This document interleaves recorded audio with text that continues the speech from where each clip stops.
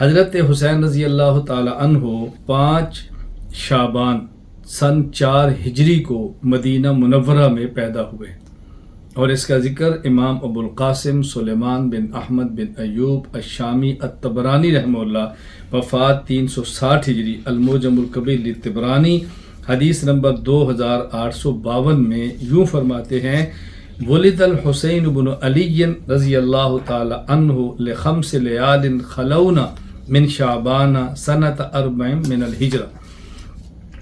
حضور اکرم صلی اللہ علیہ وسلم نے خود ترغیب دی ہے اور آپ نے ایک بشارت دی ہے اس بات پر کہ جب کوئی بچہ پیدا ہو اور اس کے کان میں اذان کی جائے، دائیں کان میں اذان اور بائیں کان میں اقامت دی جائے، تو اللہ کے نبی صلی اللہ علیہ وسلم فرماتے ہیں: من ولد له مولود فأذن في أذنه اليمنى وقام في أذنه اليسرى لم يضره ام الصبیان۔ اگر بچے کی پیدائش ہو اور اس کے دائیں کان میں اذان اور بائیں کان میں اقامت کہہ دی جائے، اس بچے کو ام الصبیان کی بیماری تکلیف نہیں دیتی۔ یہ ام صبیان کیا ہے؟ یہ بچوں میں ایک بیماری ہے کہ جب بچے کو لگ جائے تو بچہ سوکھ کر کانٹا ہو جاتا ہے، کانٹے کی طرح، تنکے کی طرح ہو جاتا ہے۔ تو اللہ کے نبی صلی اللہ علیہ وسلم کتنی بہترین بات ارشاد فرمائی ہے، اس لیے ہمیں اس بات کا اہتمام کرنا چاہیے جب بچہ پیدا ہو تو اس کے دائیں کان میں اذان اور بائیں کان میں اقامت کہنی چاہیے۔ چنانچہ امام احمد بن محمد بن اسحاق بن ابراہیم رحمہ اللہ وفات 364 ہجری عمل الیوم واللیلہ باب ما یعمل بالولد اذا ولد حدیث نمبر 623 فرماتے ہیں۔ یہ روایت بھی حسین ابن علی رضی اللہ تعالیٰ عنہ سے ہے کہ رسول اللہ صلی اللہ علیہ وسلم نے فرمایا: من ولد له مولود فأذن في أذنه اليمنى وقام في أذنه اليسرى لم يضره ام الصبیان۔ اللہ اکبر۔ حضرت حسین رضی اللہ تعالیٰ عنہ جب پیدا ہوئے تو رسول اکرم صلی اللہ علیہ وسلم نے ان کے کان میں اذان دی۔ حدیث میں لفظ صرف اسی کا ہے کہ اذن النبی فی اذنہ، مراد اذان اور اقامت دونوں ہیں، اس لیے کہ جس طرح اذان کو اذان کہا جاتا ہے اسی طرح احادیث میں اقامت کو بھی اذان کہا گیا ہے۔ چنانچہ صحیح بخاری حدیث نمبر 913 باب المؤذن الواحد یوم الجمعہ، اس کے تحت امام بخاری حدیث لائے ہیں کہ صاحب بن یزید کہتے ہیں: ان الذی زاد التعزین الثالثہ یوم الجمعہ عثمان بن عفان، کہ پہلے جمعہ کے دن ایک اذان اور اقامت ہوتی اور پھر بعد میں تیسری اذان، یعنی جو ہمارے اذان اول ہے تو دیکھو اذان اول پہ ایک اذان، اذان دوم 2 اذان اور پھر اقامت تیسری اذان، تو اقامت کو بھی اذان کہا گیا ہے۔ تو حضرت امام ابو الحسن عز الدین علی بن ابو الکرم محمد بن محمد الشیبانی الجزری ابن الاسیر رحمہ اللہ وفات 630 ہجری اسد الغابہ فی معرفت صحابہ میں فرماتے ہیں: ولما ولد اذن النبی صلی اللہ علیہ وسلم فی اذنی، حضرت حسین کی ولادت پر خود رسول اکرم صلی اللہ علیہ وسلم نے ان کے کان میں اذان دی۔ کس قدر خوش نصیب یہ شخص ہے کہ جس کے کان میں اذان خود اللہ کے نبی دے رہے ہیں۔ حضرت حسین رضی اللہ تعالیٰ عنہ پیدا ہوئے تو رسول اکرم صلی اللہ علیہ وسلم نے ان کو خود گھٹی دی، اپنا مبارک لعاب ان کے منہ میں ڈالا اور ان کے لیے برکت کی دعا دی۔ دیکھیں یہ سنت طریقہ ہے کہ جب بچہ پیدا ہو تو بچے کو گھٹی دینی چاہیے۔ تو حضرت حسین رضی اللہ تعالیٰ عنہ گھٹی نبی پاک صلی اللہ علیہ وسلم نے دی۔ گھٹی کیا ہوتی ہے؟ مثلا کھجور لے لیں، اس کھجور کو چبا لیں اور چبا کر بچے کے منہ میں ڈال دیں، تو یہ گھٹی ہوتی ہے۔ چنانچہ حافظ عماد الدین ابو الفدا اسماعیل بن خطیب ابن کثیر الدمشقی رحمہ اللہ وفات 774 ہجری البدایہ والنہایہ میں فرماتے ہیں: انہ حنکہ وتفل فی فیہ ودعا لہ، آپ نے گھٹی بھی دی اور ان کے منہ میں اپنا لعاب مبارک بھی برکت کے لیے ڈالا اور ان کو دعائے برکت بھی دی۔ پھر حضور اکرم صلی اللہ علیہ وسلم نے حضرت حسین رضی اللہ تعالی عنہ کا نام بھی خود رکھا۔ اللہ اکبر۔ نبی پاک صلی اللہ علیہ وسلم نے جس طرح حضرت علی کے پہلے بیٹے کا نام حسن رکھا، اسی طرح علی کے دوسرے بیٹے کا نام حسین آپ نے خود رکھا۔ چنانچہ امام شمس الدین محمد بن احمد بن عثمان الذہبی رحمہ اللہ وفات 748 ہجری سیر اعلام النبلاء میں لکھتے ہیں: عن اکرمہ قال لما ولدت فاطمة حسنا اتت النبی صلی اللہ علیہ وسلم فسماہ حسنا فلما ولدت الآخر سماہ حسین. یہ جو حسین رسول اکرم صلی اللہ علیہ وسلم نے ان کا نام رکھا ہے، خود اللہ کے نبی صلی اللہ علیہ وسلم نے فرمایا ہے کہ حسن اور حسین یہ دونوں جنتی نام ہیں. اللہ اکبر. حضرت حسین رضی اللہ تعالیٰ عنہ کا نام رسول اکرم صلی اللہ علیہ وسلم نے حسین رکھا ہے، اور حسین یہ جنتی ناموں میں سے ایک نام ہے. یہ کس نے کہا؟ عمران بن سلیمان فرماتے ہیں الحسن والحسین اسمان من اسماء اہل الجنہ. اور یہ امام ابو بشر محمد بن احمد الدولابی نے الذریۃ الطاہرہ کے اندر ذکر کیا ہے. اور یہ حسین وہ نام ہے کہ جو زمانہ جاہلیت میں کسی کا نام نہیں تھا. چنانچہ عمران بن سلیمان فرماتے ہیں الحسن والحسین اسمان لم یکونا فی الجاہلیہ. اور یہ بھی امام ابو بشر محمد بن احمد الدولابی نے الذریۃ الطاہرہ کا ذکر کیا ہے، الذریۃ الطاہرہ کے اندر، کہ حسن اور حسین زمانہ جاہلیت میں کسی کا نام نہیں رکھا گیا. اللہ اکبر. امام ابو زکریہ محی الدین یحییٰ بن شرف النووی رحمہ اللہ وفات 676 ہجری تہذیب الاسماء واللغات میں فرماتے ہیں کہ حضرت مفضل رحمہ اللہ فرماتے ان اللہ حجب اسم الحسن والحسین رضی اللہ عنہما حتی سما بہم النبی صلی اللہ علیہ وسلم ابنیہ الحسن والحسین. کہ اللہ تعالیٰ نے حسن اور حسین یہ جو نام تھے ان کو چھپا کے رکھا. چھپا کے رکھنے کا معنی کسی کے دل میں خیال ہی نہیں آنے دیا کہ وہ اپنے بیٹے کا نام حسن یا حسین رکھے. سب سے پہلے رسول اکرم صلی اللہ علیہ وسلم کے دل میں خیال آیا کہ ایک بیٹے کا نام یعنی نواسہ بیٹے کا نام حسن اور دوسرے کا نام حسین رکھنا چاہیے. حضرت حسین رضی اللہ تعالیٰ عنہ کا نام بھی رسول اکرم صلی اللہ علیہ وسلم نے رکھا.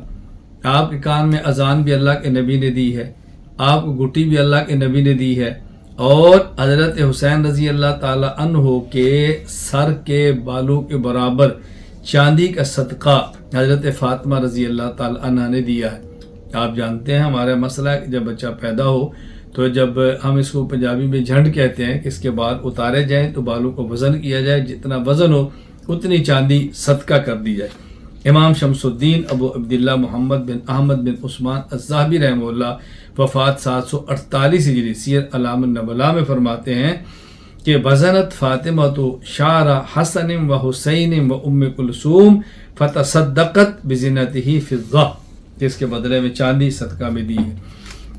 حضرت حسین رضی اللہ تعالیٰ عنہ کا عقیقہ ہو. اللہ اکبر.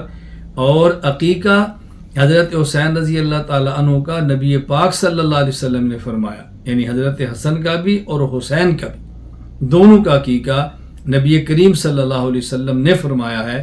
چنانچہ امام ابو عبد الرحمن احمد بن شعیب النسائی رحمہ اللہ وفات 303 ہجری سنن نسائی حدیث نمبر 4219 فرماتے ہیں حضرت عبداللہ بن عباس رضی اللہ عنہ سے روایت ہے عقا رسول اللہ صلی اللہ علیہ وسلم ان الحسن والحسین رضی اللہ عنہما بکبشین کبشین. آپ نے دونوں نواسوں کی طرف سے عقیقے میں دو دمبے ذبح فرمائے. اللہ اکبر. کس قدر سعادت مندی آپ اندازہ فرمائے. نبی کریم صلی اللہ علیہ وسلم نے حضرت حسین کا نسب، حسن کا نسب اپنے سے چلایا ہے. یعنی عام طور پر اولاد کا نسب باپ سے چلتا ہے، لیکن حسن اور حسین وہ ہیں کہ جن کے بارے میں اللہ کے نبی نے خود فرمایا کہ ان کا نسب مجھ سے چلے گا. یعنی ان کی نسبت علی کی طرف نہیں، ان کی نسبت میری طرف کی جائے گی. سبحان اللہ. اللہ کے نبی نے خود فرمایا. چنانچہ ابو القاسم سلیمان بن احمد بن ایوب الشامی الطبرانی رحمہ اللہ وفات 360 ہجری المعجم الکبیر للطبرانی حدیث نمبر 2682 فرماتے ہیں حضرت عمر رضی اللہ عنہ فرماتے ہیں سمعت رسول اللہ، میں نے رسول اللہ صلی اللہ علیہ وسلم سے سنا کہ آپ نے فرمایا کل بنی انسا فإن عصبتهم لأبیہم، کہ ہر عورت کا جو بچہ ہے اس کا نسب اس عورت کے شوہر کے ساتھ کی طرف منسوب ہوتا ہے.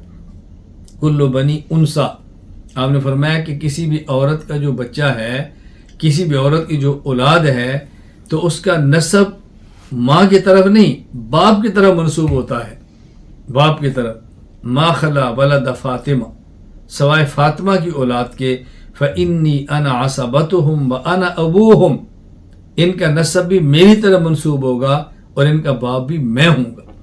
دیکھیں نا، اگر ایک آدمی ہے اور ایک عورت ہے، دونوں کا نکاح ہوتا ہے، عورت کا قبیلہ اور ہے اور شوہر کا قبیلہ اور ہے، تو ان کی اولاد کے ساتھ جو قوم اور قبیلہ لکھا جاتا ہے وہ ماں کا نہیں بلکہ باپ کا لکھا جاتا ہے، ننیال کا نہیں ددیال کا لکھا جاتا ہے۔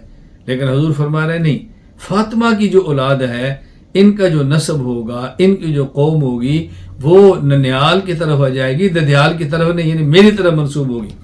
اسی وجہ سے علی رضی اللہ تعالیٰ عنہ کی جو اولاد ہے ان میں جو حضرت فاطمہ کی اولاد ہے ان کو سادات کہا جاتا ہے، اور علی کی اولاد جو باقی بیویوں سے ہے ان کو سادات کی بجائے علوی یا آوان کہا جاتا ہے۔ نبی کریم صلی اللہ علیہ وسلم نے حضرت حسین رضی اللہ تعالیٰ عنہ کی خاندانی شرافت اور خاندانی بزرگی کن لفظوں میں ذکر کی ہے، یہ بہت قابل توجہ ہے۔